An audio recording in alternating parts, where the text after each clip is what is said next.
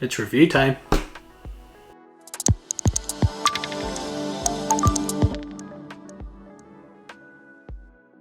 So I've had the Pixel 6 Pro for a couple of weeks now. Let's get into my findings on the Pixel 6 Pro. The first impressions, the design of this phone, it's a completely brand new design compared to previous Pixels.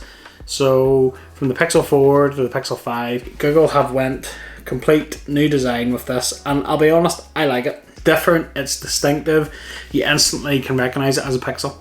And I think that's what Google were going for with it, and I can tell you, they've achieved it. I like the two-tone colour. So this is the Stormy Black Pixel 6 Pro. So you've got this sort of lighter shade of grey at the top and then this darker shade at the bottom. And then the Google logo in the middle. And the very distinctive camera bar. On the whole, I like it. So let's do a quick spec overview. We are rocking a 6.7-inch LTPO AMOLED panel. Adaptive refresh rate up to 120 Hz. I will say that this display, it's colourful, it's bright, it's snappy as well. No real complaints there with the display.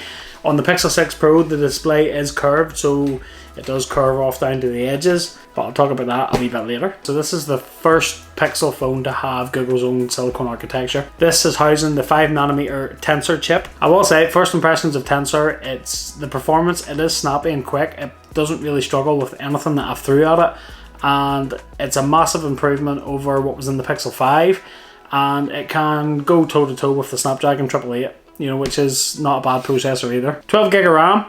So 12 gig of RAM in a flagship Android phone is sort of pretty standard these days, so that's pretty much on point. Storage options, here in the UK, we get 128 gig or 256 gig models. Strangely, that's the max we can get here in the UK, whereas in the US, you can get 512 gig models. I don't know why. So this is the 256 gig model, so I maxed it out. IP68 water and dust resistant. Pretty standard stuff on a flagship phone. We have a 5003 milliamp hour battery. 5000 milliamps is a bit too mainstream for Google, so they went 5003.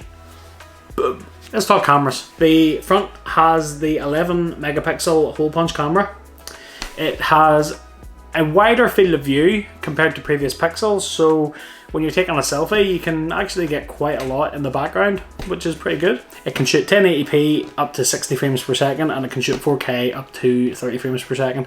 On the rear, distinctive camera bump, we have a 50 megapixel wide lens.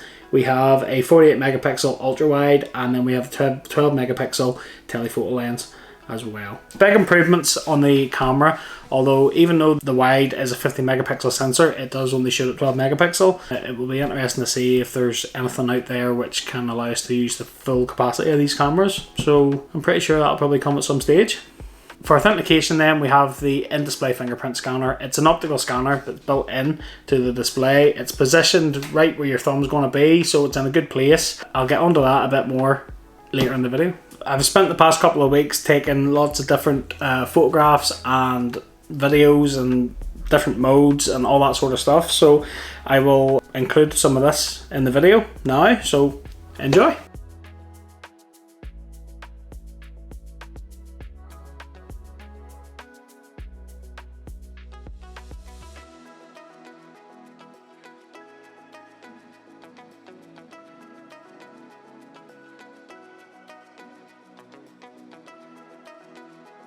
So this is video on the front facing camera on the Pixel 6 Pro, 1080p at 30 frames per second. So what do you think? Let me know what it's like down below. Are the colours good? Is the stabilization good? Is it bad? Let me know.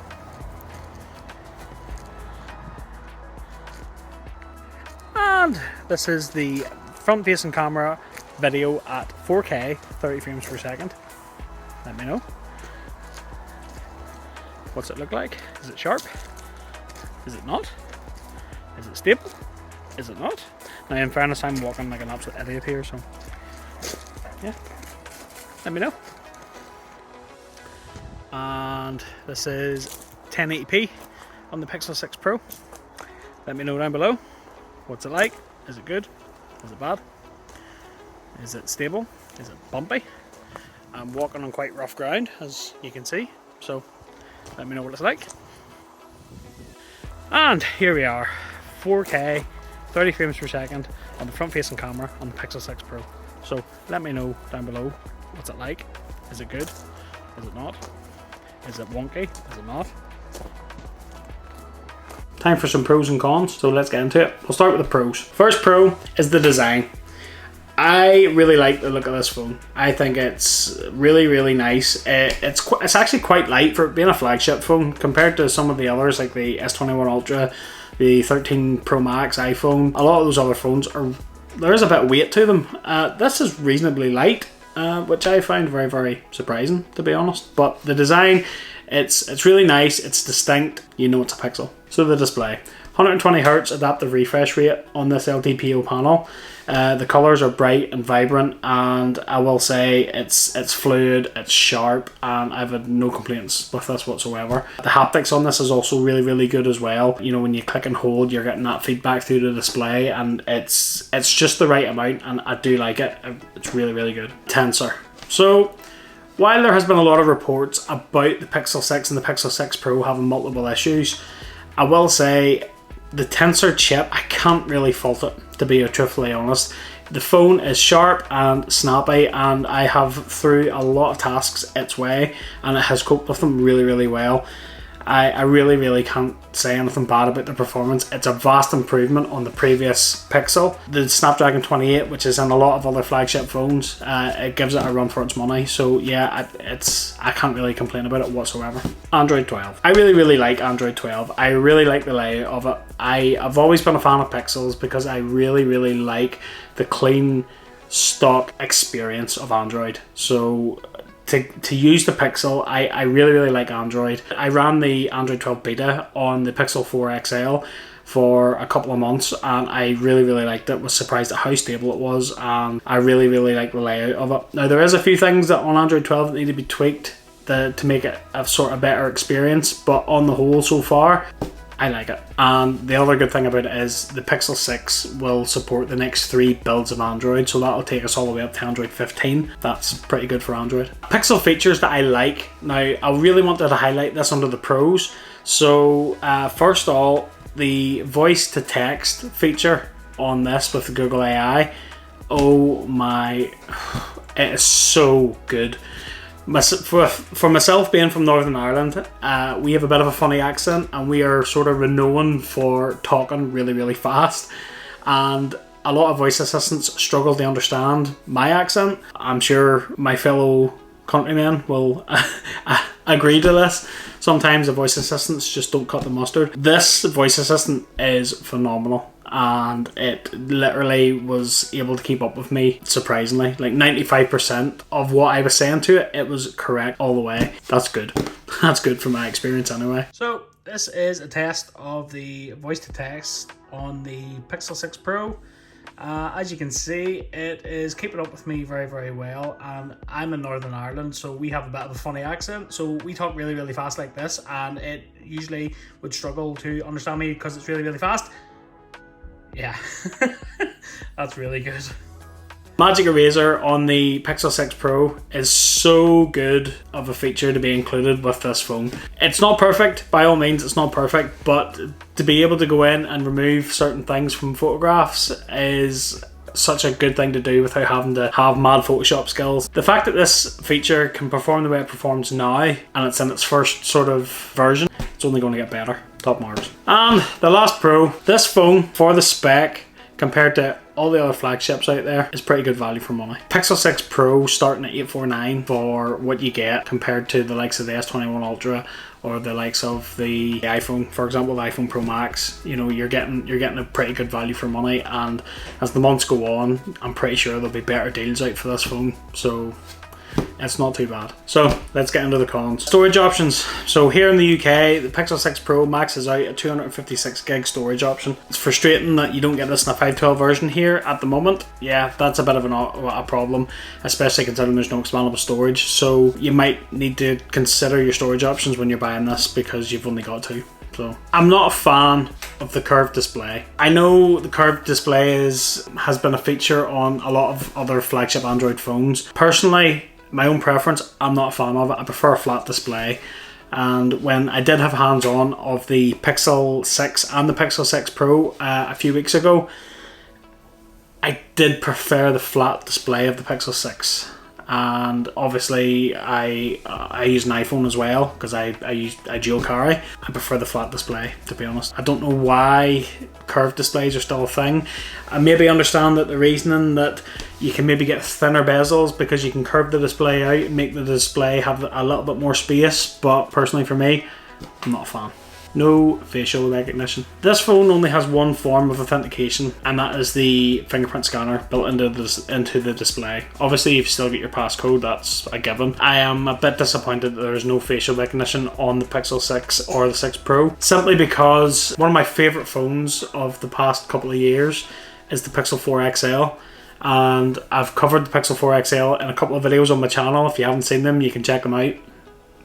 Because the facial recognition on the Pixel 4 XL was so good, I'm disappointed that we don't have it on the Pixel 6 and the 6 Pro, simply because it was so good. I do understand the reasoning for fingerprint only. What's going on in the world at the minute, people wearing masks, it makes sense to have fingerprint scanner, but I personally do miss having alternate methods of authentication into your phone. And that leads me on to my next con, is the fingerprint scanner. The fingerprint scanner, from my experience of using this phone, has been very hit and miss, and it takes multiple attempts to read my fingerprint. No matter how many times I re-register my fingerprint at multiple different angles, it just struggles to read it. Sometimes you'll maybe get a second or a 2 second delay, and sometimes it'll go in quicker. It just seems to be what mood it's in. It's the only way I can really describe it, and I find that a bit frustrating. So yeah, it could have been made better, and again, they could have maybe put it in the button at the side. It's a con for me. Battery life. On paper, 5003. 3 is very, very important. It makes all the difference. 5003 milliamp hour battery. On paper, this thing should be boss. It should be king. I just feel with Android 12, there's maybe still a bit of optimization still needed for this. I'm getting in around sort of 6.5 hours of screen on time with this at the moment, which isn't the best when you consider the battery. And if you compare it to the likes of the battery king at the minute, which is the 13 Pro Max, it's got a 4300 milliamp hour battery, and it's doing a lot better. So it does sort of show that optimization is key here, and I still think there's still a bit needing to be done.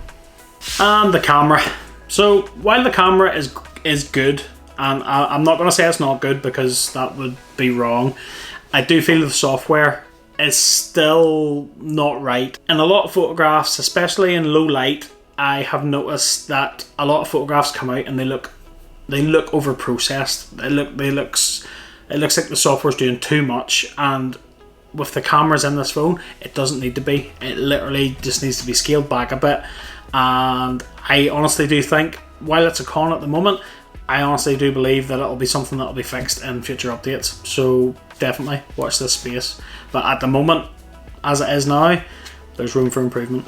And I want to just talk quickly about the Pixel features that I don't like. Or sorry, Pixel feature that I don't like. That is the Google Assistant built into the power button. It annoys me. It really, really annoys me. I tried to do a reboot sequence on the phone, and I constantly kept getting Google Assistant popping up while I was trying to do a reboot sequence, just testing features of the phone, and I got really, really annoyed and frustrated with it. One of my favourite features, again, I'm name dropping it again, the Pixel 4 XL, one of my favourite features was squeeze for Assistant. So you'd squeeze the phone and Google Assistant would pop up. I loved that feature. It was so good. It's something I think they should have kept, in my honest opinion. Just squeezing the phone means you could call up the Assistant at any time, but yet it's not hindering any other function of the phone. Just my opinion. Conclusion then, would I recommend the Pixel 6 Pro? In all honesty, while I believe there are a few things that still need to be addressed with this phone, and when I say with this phone, they're mostly Android 12 issues, I do believe that most of the cons that I have with this phone can be fixed by software updates, can be fixed with proper optimization and proper fixes for the little bugs that are occurring. I haven't had much in the way of crashes. I've had YouTube Studio crash on me a fair bit. I've had the camera app crash on me a couple of times. It's not deal breaking stuff, but moving forward, the likes of optimization for the camera, for the battery, I honestly believe these are things that will get massively better in future updates. and because of that, would I recommend it? Yeah, I would recommend it. It's still a really, really good phone. It really is. Google nailed the design of this phone. They've created something unique and distinctive, which is instantly recognizable as one of their products, and in doing so, taking a big step in going down the route of creating their own silicon for their phones to create better features and a better ecosystem for their own platform. That's definitely not a negative, and for it being a first attempt at doing it, it's pretty damn good. So again, that's something that's only going to get better as time goes on. Really, really good things about the Pixel 6 and the 6 Pro. Just imagine how good that they will get in the future. And the fact that they can make this well-spec'd of a flagship phone compared to some of its counterparts at the price that they've knocked it out at. That's the three things that Google are famous for: their software experience, their photographs, value for money. That just about wraps it up for this video, guys. I hope you liked it. If you did, again, smash that like button for me. Really, really appreciate it. And if you haven't already, you know what I'm going to say, hit that subscribe button. I really, really appreciate it. You guys' support helps me to create more content for the channel, and I can't thank you guys for all your support. So again, you guys are rock stars. Thank you very much. And if you want to be notified about new videos on the channel, hit that little bell. Otherwise, it won't tell you, because YouTube are funny. Until the next one, I'll catch you later.